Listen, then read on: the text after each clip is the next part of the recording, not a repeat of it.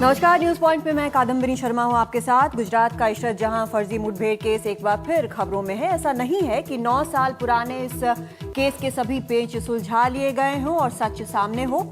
असल में अभी ये केस इसलिए सुर्खियां बटोर रहा है क्योंकि भारत के आंतरिक खुफिया एजेंसी इंटेलिजेंस ब्यूरो के एक सीनियर अफसर पर झूठी जानकारी देने का शक देश की जानी मानी और स्वतंत्र जांच agency central bureau of investigation या सीबीआई जता रही है। सीबीआई को शक है कि आईबी के स्पेशल डायरेक्टर राजेंद्र कुमार, जो अगले महीने रिटायर होने वाले हैं, वो फर्जी मुठभेड़ की साजिश में शामिल थे। 15 जून 2004 में हुई इस मुठभेड़ के वक्त कुमार गुजरात में इंटेलिजेंस ब्यूरो के जॉइंट डायरेक्टर थे। सीबीआई इस बात की भी जांच कर रही है कि मौके पर मिला AK-47 कहीं कुमार ने तो सप्लाई नहीं किया। आईबी के इतने सीनियर अफसर से पूछताछ से आईबी और सीबीआई के बीच तलवारें खिंच गई हैं। इस मसले पर होम सेक्रेटरी RK सिंह के साथ दोनों ही आईबी और सीबीआई के टॉप बॉसेस की कई बैठकें हुई हैं, लेकिन सीबीआई अपने रुख पर कायम है। इस बीच गुजरात हाई कोर्ट ने मामले पर सुनवाई के बाद आज आदेश दिया कि सीबीआई इस मामले की जांच 4 जुलाई तक पूरी कर ले।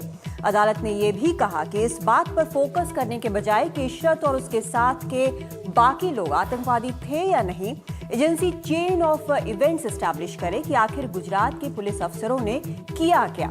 पिछले हफ्ते भी कोर्ट ने सीबीआई को फटकार लगाते हुए कहा था कि उसे इस बात से मतलब नहीं है कि मारे गए लोग आतंकवादी थे या सामान्य लोग, उन्हें मारा नहीं जाना चाहिए था। आपको ये जिम्मेदारी दी गई है कि आप पता लगाएं कि ये एक फर्जी मुठभेड़ था या नहीं और पहले से ये लोग गुजरात पुलिस की कस्टडी में थे या नहीं। ये पूरा मामला पहले से ही सवालों के घेरे में है और अब इसमें कई सवाल और उठ खड़े हुए हैं जिस पर हम चर्चा करेंगे, लेकिन सबसे पहले ये रिपोर्ट। इशरत जहां फर्जी मुठभेड़ मामले में आईबी के स्पेशल डायरेक्टर राजेंद्र कुमार से गांधीनगर के बीएसएफ के गेस्ट हाउस में पूछताछ हुई, जबकि सीबीआई दफ्तर में लोग उनके पहुंचने की राह देखते रहे।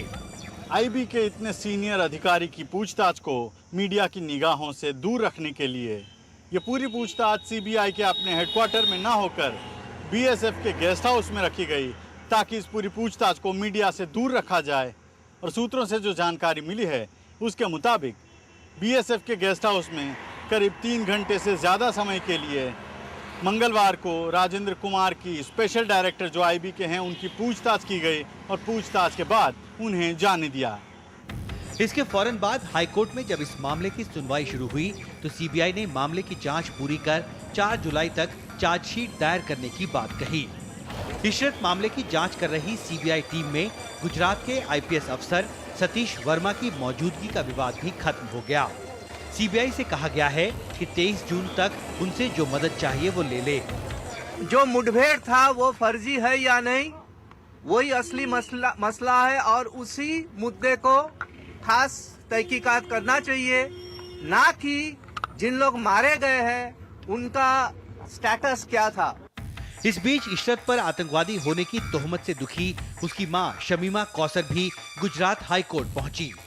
उन्होंने कहा उनकी बेटी बेगुनाह थी, उसके कातिलों को कड़ी से कड़ी सजा मिले। मैं 9 साल से लड़ रही हूँ और मुझे शुरू से मैं बोल रही हूँ, शुरू से कि मेरी बेटी बेगुनाह है, बेगुनाह। आज वो सामने आ गया है। आज पुलिस वाले, बड़े बड़े पुलिस वाले अंदर गए हैं, जितने भी मतलब कसूरवार हैं और भी इस पे जाएंगे। बहरहाल 2 हफ्तों में चार्जशीट होनी है और उसके पहले सीबीआई अपनी तफ्तीश के आखिरी दौर में लगी हुई है। अहमदाबाद से राजीव पाठक की रिपोर्ट, NDTV इंडिया। तो इस पूरे मसले पर बातचीत करने के लिए हमारे साथ खास मेहमान हैं। सबसे पहले आपको बता दें, दिल्ली स्टूडियो में हमारे साथ गौतम कौल हैं, पूर्व IPS अधिकारी हैं, लंबा चौड़ा एक्सपीरियंस है, बताएंगे क्या कुछ किस तरह से चलता है पुलिस फोर्स में। राजेश आहूजा हैं, असिस्टेंट एडिटर हैं, हिंदुस्तान टाइम्स के जर्नलिस्ट हैं, सीनियर जर्नलिस्ट हैं। जोगिंदर सिंह हमारे साथ जुड़ रहे हैं, पूर्व डायरेक्टर हैं सीबीआई के। और हमारे साथ हाइमा देशपांडे हैं, मुंबई से जुड़ रही हैं, सीनियर एडिटर हैं ओपन मैगजीन की। और AV कार्निक हैं, पूर्व डिप्यूटी डायरेक्टर हैं आईबी के इंटेलिजेंस ब्यूरो के। और कुछ ही देर में हमारे साथ मुकुल सिन्हा भी होंगे, जो कि वकील हैं जावेद शेख के परिवार के। जावेद शेख इशरत जहां एनकाउंटर में 3 मारे गए लोगों में से एक हैं। और सबसे पहले लेकिन हम चलेंगे AV कार्निक के पास। कार्निक साहब, आपसे ये हम जानना चाहते हैं कि आज जो सीबीआई क्वेश्चनिंग कर रही है राजेंद्र कुमार का, क्या आईबी के लिए ये एक नई चीज है, बिल्कुल पहली दफा इस तरह से हो रहा है, और किस तरह की फीलिंग आ रही है आपको? आपको जो अभी के लोग हैं वो भी, उनसे भी बातचीत हुई होगी, वो भी कहीं ना कहीं अपना एक्सपीरियंस, अपनी मन की बात बता रहे होंगे, क्या कुछ चल रहा है अंदर? ये आईबी के लिए तो पहली बात है ऐसे हुआ है, क्योंकि ये बहुत गलत बात है कि आईबी के ऑफिसर को पूछा जाए कि आपकी इंफॉर्मेशन गलत है या सही है।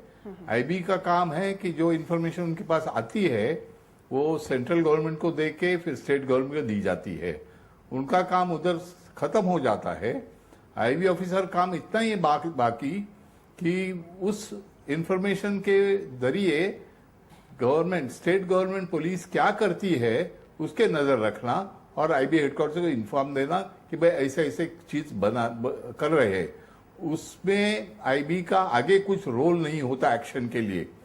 जो गुजरात पुलिस ने किया होगा उसमें आईबी का स्पेशल डायरेक्टर का कोई रोल नहीं हो सकता कि उनको सिर्फ इंफॉर्मेशन देनी थी।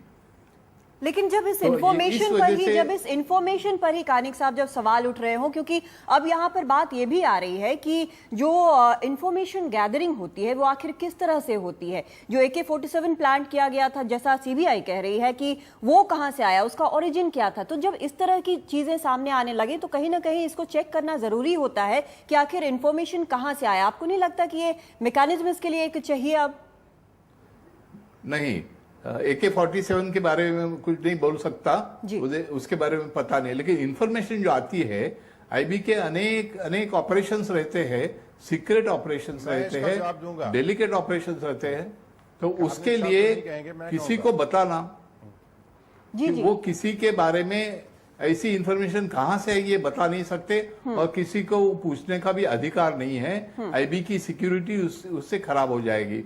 ठीक है, आईबी की स्थिति उससे खराब हो जाएगी। जोगिंदर सिंह साहब, आप इसका जवाब देना चाहेंगे? सीबीआई आज क्वेश्चन कर रही है, लेकिन जो एक सवाल उठा रहे हैं कानिक साहब, ये भी एक बहुत अहम सवाल है। सिक्योरिटी एजेंसी जिस पर आज तक सवाल नहीं उठा है, और जब उठा भी है तो आंच अफसरों तक नहीं पहुंची है। मैं सिर्फ इतना कहना चाहूंगा कि इंफॉर्मेशन के कई सोर्सेज होते हैं। पान वाला, सिगरेट बेचने वाला, रिक्शा वाला, टैक्सी ड्राइवर, पुलिस। ये कार्निक साहब ने जो कहा है, आईबी का काम है इंफॉर्मेशन गैदर करना, जिस एजेंसी को भेजना है वो एजेंसी उसको वेरीफाई करती है। अगर उनसे कहेंगे कि हर चीज का इंटेलिजेंस ला दीजिए तो इम्पॉसिबल होगा। कई बार इंटरसेप्ट से होता है, टेलीफोन कन्वर्सेशन से होता है। अब वो जरूर बता देंगे कॉन्फिडेंस में कि किसका किससे हुआ है, पर आगे का काम जो है इन्वेस्टिगेटिंग एजेंसी करने का है। और मैं समझता हूं कि ये सबसे बड़ी गलती हुई है गवर्नमेंट ऑफ इंडिया से, और एक कोर्ट को भी सबमिट करना चाहिए था गवर्नमेंट को कि आईबी को कभी कंप्रोमाइज न करे।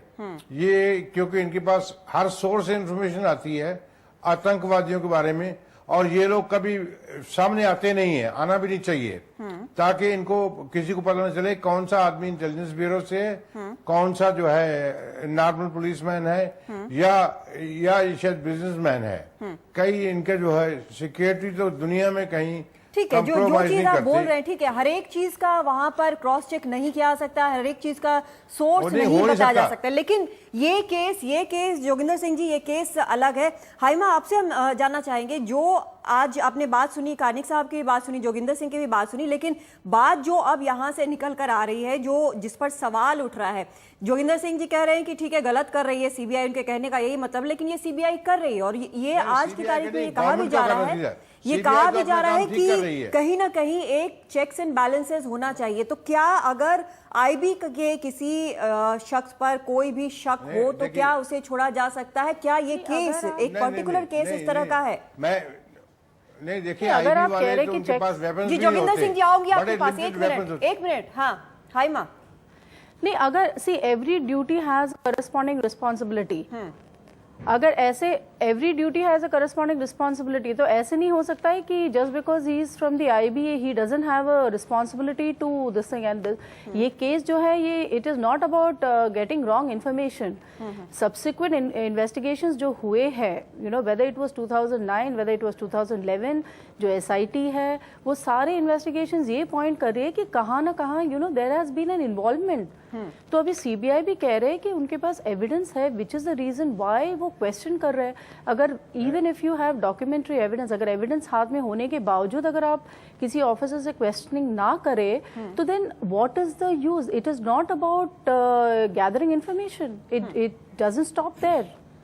तो इशरत जहां का जो केस है, it is about every subsequent investigations have pointed out, have said कि ये फेक एनकाउंटर है और यहाँ पर मिस्टर राजेंद्र कुमार जो है उनकी इन्वॉल्वमेंट है। So we can not bypass that, we can not forget that involvement.